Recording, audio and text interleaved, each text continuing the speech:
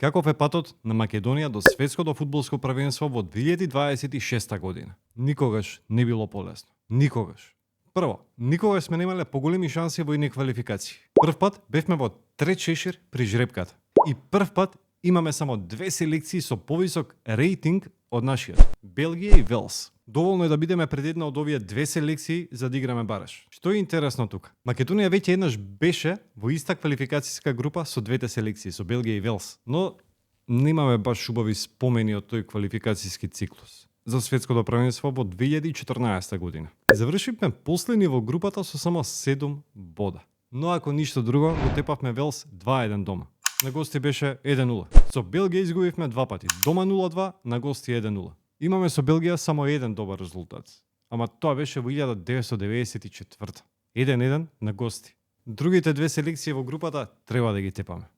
Би требало да ги тепаме. Со Казахстан имаме 2 победи и 1 пораз, а со Лихтенштейн имаме 11 надпревари. 10 победи, 1 реми. Добар е и распоредот. Прво коло Лихтенштейн, Македонија на 22 март. Второ коло Македонија, Велс 25 март. Ако стартуваме со 2 победи, после се ќе биде полесно. И тој меч со Велс може да се покаже како клучот за успех. Ама дури да не завршиме на првите две места во групата, имаме големи шанси за бараш. Зошто? Чекај. Прво збор 2 за системот на квалификации. За место на светското првенство ќе се борат вкупно 54 селекции поделени во 12 групи, од кои победниците ќе се пласираат директно на светското првенство, а преку плейофот ќе се одредат уште 4 учесници од Европа. Во баражот има место за 12 второ пласирани во квалификацијските групи и плюс 4 репрезентации од 14 што го освоиле првото место во групите од Лигата на нации, а кои не завршиле на првите две позиции во регуларните квалификации. Тука е Македонија, со огромни шанси да се најде на баражот за пласман на светското првенство. Но пред Македонија на таа табела во Лигата на нации има 10 репрезентации.